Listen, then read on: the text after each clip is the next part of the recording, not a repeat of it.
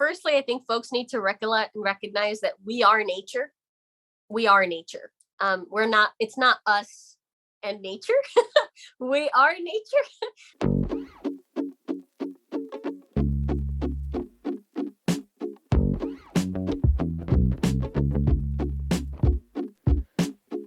Welcome to Building for Bliss, a show for the sensitive and creative entrepreneur who wants to build their business with success, joy, and ease. I'm your host, Nicolina Werther. Hello. So today I'm here with Jocelyn Perez-Blanco, who is so many things, herbalist and houseplant consultant, and environmental educator, really, because I just found out before we started this, you're also, shall I call you a mom, to all sorts of four and two-legged and two-winged beings in your home, isn't it? As well, yes. Feathers, scales, fur, yeah. I'm kind of tempted to start asking you which one, what's your biggest passion, like out of all the plants and the living things, which ones do you like most? That's difficult. Well, I guess at the moment, plants.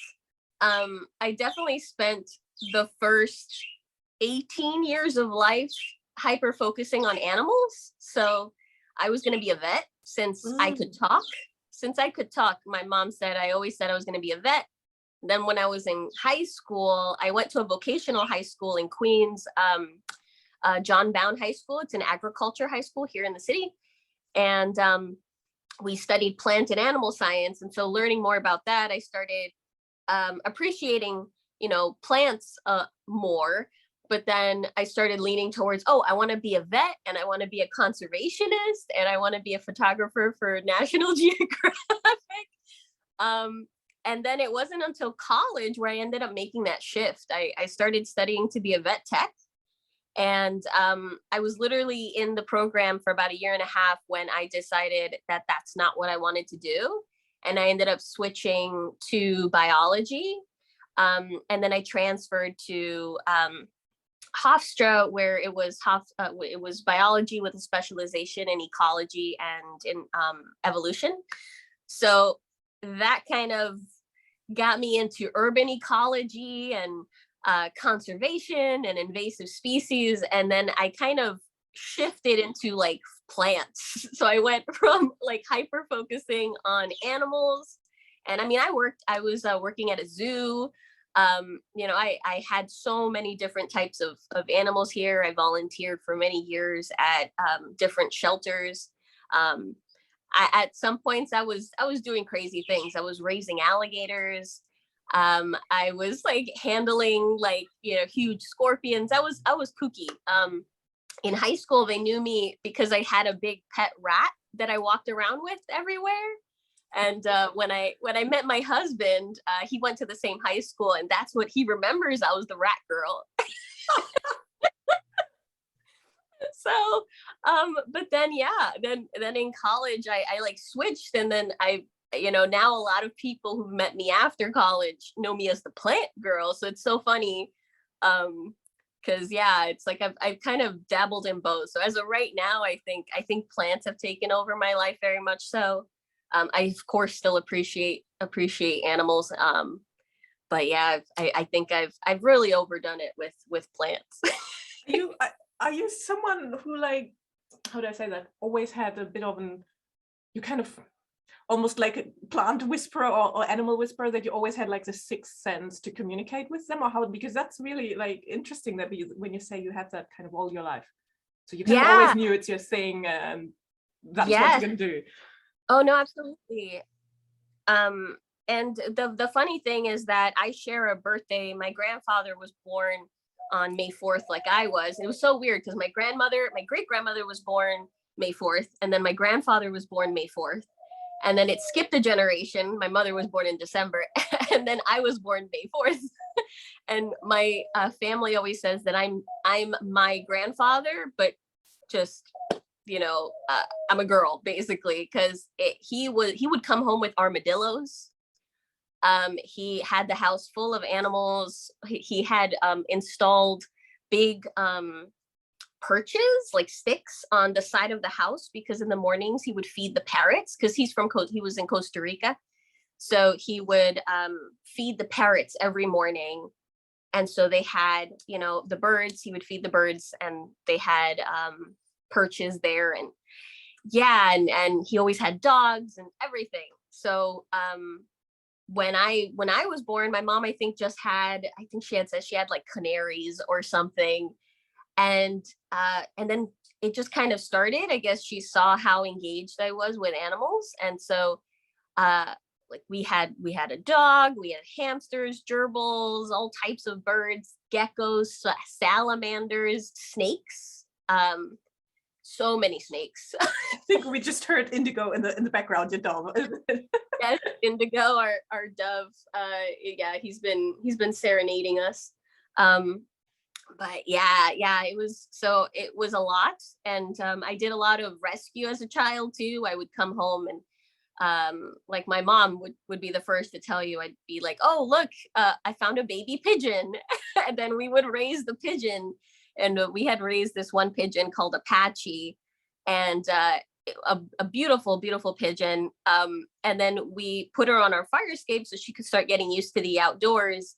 And she was terrified of heights, and it was hilarious because we had to teach her how to fly. And then in the mornings, after she kind of got her footing, she started kind of hanging out with other pigeons.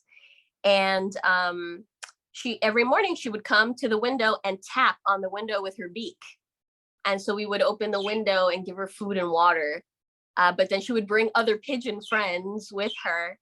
And that continued for almost a year. And then we didn't see her anymore. So hopefully she went off to have a family, because she was hanging out with a really beautiful boy pigeons. It's kind of curious. Like, I'm curious I don't even know if you can say that, because if you've always been involved in it, it becomes second nature. But do you know which bit of connecting with animals or plants brings you the most joy, or what it is that keeps you doing it? Is it learning more about it? Is it like the connection, or do you know? I think both. Ever since, I can remember, I like to figure out how things work. And so I think that learning about like different species and how to take care of them, and their ecology, what they like to eat. A lot of our animals, like our frogs, our geckos, they live in terrariums. So we have, like it all set up with like the humidity and the temperature for each type of animal and things like that. So I think I just really loved kind of creating those like little ecosystems. And definitely at home with our plants, that's like one of my husband and I's biggest priorities, is we create the little micro ecosystems basically in each of our plant zones. And so yeah. But I think, yeah, and just that connection, I think we like taking care of things. And so and that's why a lot of our plants, a lot of our older plants are plants we've been given. Almost all our pets are rescues. So it's always like here, I got some love for you. So come, I'll take care of you. And that's such a beautiful message, because like you said yourself, you're also an educator, or like you try to bring all this knowledge to people, or like, what can we do? Because a lot of people, especially in cities, of course, are not connected at all to the natural world. So yeah, do you want to tell me more? Like, I mean, I guess it just developed naturally out of it, is it? But yeah, how does the education fit in there? Yeah. So even when I was younger, as a teenager, because I had so many odd animals, I would go to even community centers, and I would take some of my pets basically, and I would do free education for kids. And I loved, especially because I would have things like stick bugs.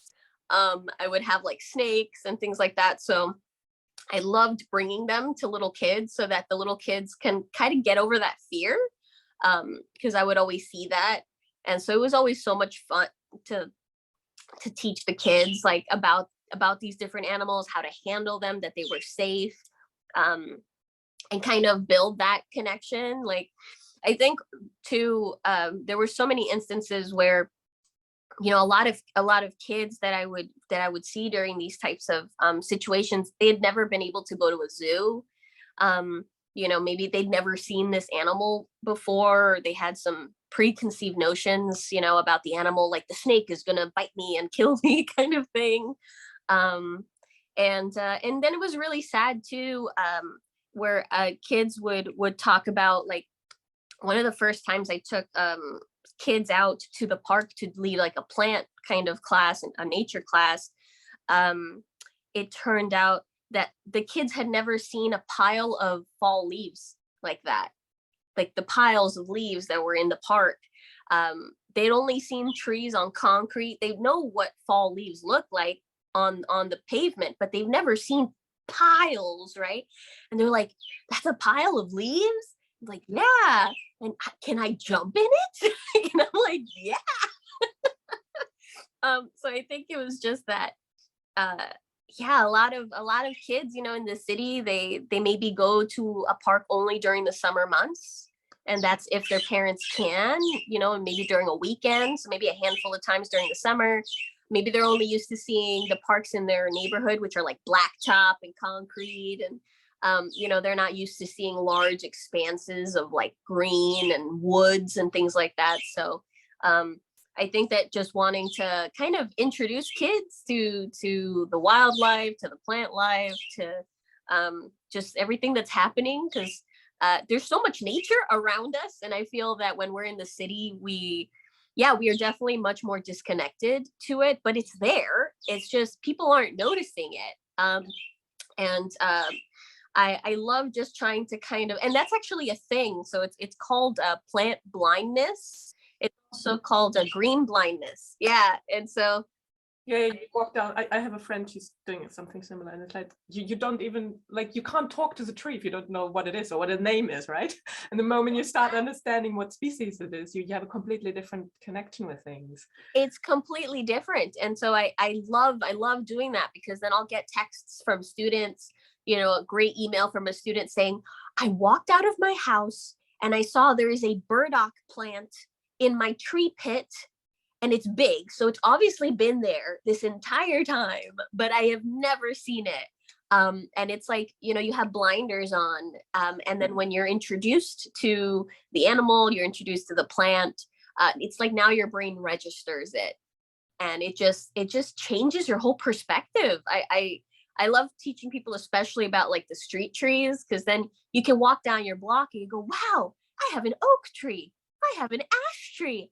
I have a linden tree, you know, and it gets you super, super excited, because, you know, they're no longer just like background decoration, you know, it's a living thing, and you're able to, you know, enjoy it too. Because a lot of like of the trees, they'll flower, you know, before they put out leaves and things like that. So being more vigilant, like, oh, in May, that linden tree is going to be covered in white, really great smelling flowers. So I got to make sure, you know, I pay attention and catch that. And I don't know what you think, but I guess because there has been so much talk about, oh, we need to bring plants back into the cities, and they are so important for well-being and animal connections too, but plants, I guess, come first. And you can't do that if people are not aware that something's missing, right? yeah. So I guess that must be a very important part of, like, you have to bring in the connection first. Isn't there a term for when people are lacking connection to nature? Like, there's a term, isn't it? Yeah, I've heard things like nature deficiency. I've heard things like that. Yeah, where you're just kind of lacking that connection, that disconnect. It definitely affects people's behavior. I've seen a lot of folks that, you know, where I've done, because I'm a care captain as well, and so I help with like, and I'm a citizen pruner, so I'm able to prune like the city trees and things like that. So we do volunteer events, and you know, we like there's a whole group of us, so we'll go out to different areas and we'll plant, tulips, and we'll dig out, aerate the soil because it's really compacted, so no water can go in, so the tree roots can't get any water, they start to suffocate. So we start kind of taking care of the trees, and you'll see like folks, when you get there, the tree pits are just covered in trash.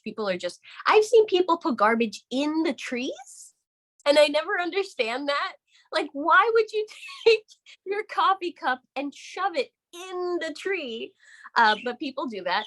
And then when we're cleaning them out and we're putting plants and stuff, I've seen this, and the same person I had just seen stick the thing in the tree when we got there. They came back when we were now cleaning up and stuff, and they're like, "Oh, what are you doing? What are you planting?" And like, "Oh, we're planting tulips." "Oh, when are they gonna bloom?" And he's just like, "Oh, now you care about the tree pit." But that kind of I think if people also see you caring for something, then I think that also kind of makes them maybe a little bit more cognizant. If a tree pit is covered in garbage, nobody ever looks at it, nobody ever takes care of it. Exactly. You just kind of, well, nobody cares, whatever. I mean, you live in New York, isn't it? So do you know of any bigger initiatives about like where they're talking about, greening certain parts of the city or something? Because I'm normally in London, so I know some examples from there, but I don't know. I haven't followed New York. So do you know about things where people are just becoming more aware and like, okay, let's, make houses with green stuff, or I don't know, same with animals, but what are they doing? Yeah, I mean, there's so many places. There's so many organizations now making like green roofs, which is great. Like the Natural Areas Conservancy too. So I'm a trail maintainer over at Forest Park, and they're doing amazing work. They do reforestation projects, trail maintenance, like education, so many things. And then things like the Citizen Pruners organization, the Super Steward program. So there's a lot of programs for folks to come out to volunteer. Some that come with free training in many cases, where you can just learn how to do it. So it's great. And my husband and I we're working on we have a program coming out soon. So the forestry advocacy and assessment program. And so what we're basically going to be doing is teaching people about these urban spaces, about the different ecology, the ecology around the city, invasive species, how to manage that, how to properly remove certain plants, how to get permits to put in plants, or which organizations to contact if you want to be part of reforestation projects. And so it's not only teaching them a little bit about, this environmental kind of education background, but also showing them that there's so many tools that you can use. There's so many programs. It's really, there are so many programs around the city for folks that are nature loving, want to give back, want to do something. There's seriously so many projects, but they need volunteers. So I think it's great if we're able to give them that education and then point them in that direction. And so, they'll kind of go in a little bit more confident, because I see volunteers all the time that will come to events and it's their first event. They maybe know nothing about plant identification, but they want to help. They're eager to help, but they don't know, what it is they're doing. And so they're just like, well, point me to a plant and I'll cut it for you, So I felt like, well, what if we were to offer basically some training for that? Like how to identify the plants and how best to do it. Because there are some plants, for instance, like wild rose, like the multiflora rose, where if you cut it into little pieces, you're just going to make more roses. So some folks will like use a weed whacker, or they'll mow something and they don't know they're actually spreading it. That's like dandelion or something. Exactly. They're just spreading it around, and so there's best ways to remove certain plants. Some plants you have to get it from the root. There's just no option. You can't just chop it down. So just things like that, kind of training them. Also how to recognize the health of their green space. So how to recognize maybe certain diseases, pests that are on some trees, where then they can alert, put in 311, hey, this looks like a dead tree. Like, what does a dead tree look like, right? This is a dead tree. It could potentially fall, during a storm or something. So, I know what a dead tree looks like. It's definitely dead. Alert who has to come and check and see if they have to cut down the tree before, there's an accident. So kind of giving them that little bit of background, so then they can go out to these volunteer projects and, feel more confident. So that's the plan. That's the plan. Is that your favorite part of your job, or what it like really is education that other people are not doing it, or which bit? No, I think that the two big things is research and then telling people about what I research. So I think that's where I get the most joy. It's like, look, I just learned this. Like, you should totally know this. I think that's what really gets me super excited. But I love taking in that information, digesting it, and then making connections too. So I like exploring different things that look like they're unrelated, and then finding that connection. I think that's where, oh gosh, that's like the best feeling is when. That's pure creativity, isn't it? Yeah, make something new out of bits that are already there. Exactly. Yeah, I get so excited when I'll just kind of go down a certain rabbit hole and like, this is really interesting, and I keep going, and then I'll find out, I'll go, hold on, like I know about this, like, oh whoa, and seeing these cool things, or oh, how does that connect? And like, for instance, like I have quite a few books on plant folklore. Ever since I was a child, my mom would read me like the Greek mythology books. And so I've always been interested in like myths and legends and folklore. So I have quite a few books about plant folklore, and I get so excited when I know about a certain plant. So for instance, let's say ginger, right? And so you find out that in certain cultures, like ginger is considered a plant that would be placed like around an altar, or used to cleanse a space of bad energy. And then when you think, whoa, ginger, it's like it is a very protective type of herb. It's like antiviral and antifungal and antiseptic, and it's just like, oh, and they're using it to cleanse. So when you kind of find these cool connections where even the mythology relates to the plant itself, it's super, super amazing. I get super excited about that, because a lot of these things obviously are before we knew, right, about these chemicals, before we knew about these types of things. And so it gets super, super cool. And I even have a bunch of books like on anthropologists and talking about, like, there's one called The Cosmic Serpent. And I love it. He's an anthropologist that's working with the South American tribes. And when he asked them, well, how do you know about all this medicine, all these plants? And they're like, well, the plants told us. And it's like so obvious to them. They're like, well, the plants told us. What do you mean? Yeah. So it's super cool to to plants like that. Do you do that sometimes? I mean, I know I definitely talk to my plants. I feel like I've gotten really good at visual cues and just kind of spotting. I think I have a very good thing with spotting like pattern recognition, and so I think that's what makes I'm really good at identifying plants. And like, I'll see a plant once in a book, and I've never seen it in person, and then I'll see it in person and I'll remember what it is. And so I think it's because of that like pattern recognition that I'll notice if something is off.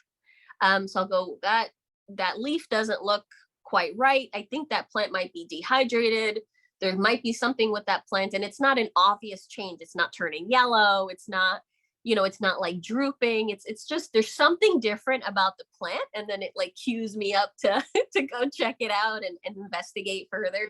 So I mean, that's really how intuition works, isn't it? Like you need to have a lot of knowledge first before you can trust your intuition that it's telling you the right thing. Yeah, no, absolutely. Absolutely. And I mean, it's been a learning experience. I grew up with my mom also having plants in the house. She would have vines and on the walls and stuff too. So we had, plants, but that was, I felt like I took that for granted. I was so hyper focused on animals. And even like with herbalism, that was the first line of defense. My mom treated us with herbal remedies. My grandmother, my great grandmother treated us with herbal remedies. So that was just the default kind of, and I definitely took that for granted. Like I didn't appreciate it as much as a child. And the same with like her gardening, her indoor gardening. I enjoyed it. I thought it looked nice, but I wasn't as invested. And then it wasn't until I was like in my late teens that I kind of like woke up and I was like, wow, yeah, like I really like plants. I want to keep my own plants. And oh yeah, I got really unhealthy during high school. I was living basically on McDonald's. And I was diagnosed with like arthritis. I was having migraines, gastritis. I mean, I screwed myself up pretty bad. And it got to the point where I was on 13 different medications. And it was like for migraine, for like a muscle pain. So then it was like, well, because of the muscle pain meds, I had to take like an acid reflux med that was different from the other acid reflux med. Like it was, so I was taking 13 different things. And I finally told my mom, I was like, I can't do this anymore. I can't do this anymore. And she was like, well, let's do what, you should have been doing. And I went back to, she would make me my meals. We would, my mom was very much food is medicine. Yeah. So that's like, we could have a whole other conversation about Oh yeah, no, absolutely. And my brother and I were very picky as children. So what she would do is she would take, the garlic and the cilantro and all that stuff that we wouldn't want to eat. And she would put it in the blender. She'd make sauces. And so we would think it was just the sauce. We didn't realize that she basically pureed all the vegetables, everything. We're like, oh, this is a great soup, and unbeknownst to us, it had all the things, all the green things that we didn't want to eat. But we kind of went back to that, and I got off all the meds. Yeah, like I never went back. So I was like, all right.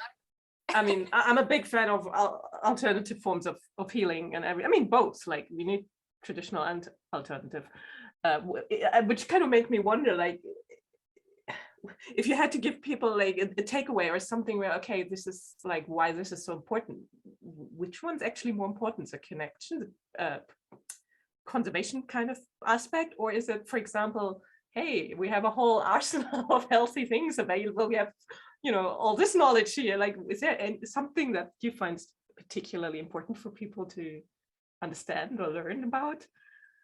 Yeah, I mean, I think the first thing is I think folks need to recognize that we are nature. We are nature. It's not us and nature.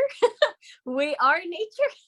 So, you have to learn how to not only keep a healthy inner ecosystem, right?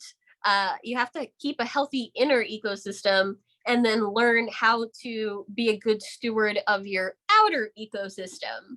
And so I think that's the biggest thing is understanding your place in all of this and understanding that you have a really strong impact. A lot of folks think, oh, I can't, it's not like I'm not going to be the one that causes this, or oh, if I do help, it's not going to leave an imprint kind of thing. But it really does. It really, every little thing, whether negative or positive, really does make an impact. And so I think that whole recognition, because then when you start to understand that you are part of an ecosystem, you are an ecosystem inside too, that just gives you that better connection. And I think it really changes just everything. It changes how you see the world around you, how you might interact with the nature around you. I think it just shifts. It's like a shift of consciousness. I think it's like a recognition of like our factory settings, like how it's supposed to be. And I think that once you realize that, it's almost like it was embedded deep in the recesses of your memory. It's like you always knew, but you had to be reminded. So yeah, I think that's how you end up forming these connections, is just that recognition. I just love it. It's such a beautiful message. It's like, yes, can we just, have this message in everything? Like, it's all one, and you have to understand, who you really are. It's true. I mean, it's very true. So you already said about the courses. What was there anything else coming up for you, or what's happening in your universe? Yeah, I mean, there's so much. I'm leading like different walks. Like for Earth Day, for the 22nd, I do a lot of walks with Alley Pond Park. And so we're going to do a tea tasting. And then we're going to take a nice stroll around the park. And that's on the 22nd. And I have all those details in my link tree. And then I have for the City Nature Challenge. So we're doing a walk for NYC H2O. And so it's a big thing to kind of get everybody to come out and use the iNaturalist app. So basically, it's like a competition, which city can get the most folks to input observation. So basically with iNaturalist, you take a picture and then you say, oh, that's an oak tree. And it registers in their database. An oak tree was found at this specific area. And it's like a competition to see how many, each city, how many folks can get as many entries into iNaturalist. And it's an excuse to get out into nature. No, I'm just thinking, because it gives you a really great map of what is where, isn't it, when people do it? Oh, yeah. It's a bit like these bird apps where you can track like where the birds actually live and show up, right? Because all of a sudden people are like, oh, what's this bird? Yeah, yeah. So that's really good for, collecting big data. Yeah. Oh, yeah. And now in like May, we're going to be having the spring migration. So like May, June, that whole, it's gonna be crazy. So if you're able to get out, if folks are able to get out to Central Park, especially, you will see crazy birds that just kind of, they stop over Central Park as like a pit stop. They fuel up on any food, they drink water, and then, because a lot of these birds, they fly for days. Yeah. So it's super cool. I'm super excited to see what we see this year. Sounds amazing. Well, thank you. And I don't know if there are any other last thing you want to mention. Oh, yeah. I mean, I do offer, different classes. I'm a houseplant consultant, so I do offer consultations if you're struggling with your houseplants. Keeping up with the whole array of plants. Yeah. Oh, yeah, definitely. I think that the only reason that my husband and I, it can even keep up with our collection, since we have over 200 now, is because we're doing it together. I don't think I wouldn't be able to do it by myself. But yeah, and then I have the free houseplant class on Mondays on Society X. So that one's free and ongoing. We just had our 90th class last Monday. It's crazy. Yeah, it's so much fun. So yeah, we have that. And then I teach also like botany classes, herbalism classes. Yeah, I always have something always, yeah. Well, we can just send people to your link tree or wherever, and then they can just choose whatever they want to participate in, I guess. Definitely. Well, thank you so much. Well, that was really, really interesting. Are you going to add another plant to your collection? That was another inspiring episode, wasn't it? Next time, I will most likely be speaking on my own and just sharing a bit about the learnings that I had from starting the podcast and how you can maybe take a few of those ideas and apply them to whatever project you are working on or thinking about working. If you're not yet subscribed, make sure you're subscribed so you are notified, or you could also subscribe to my newsletter via my website, www.nicolinaweather.com, and I always send out an email letting you know when the next episode is being released. Until next time.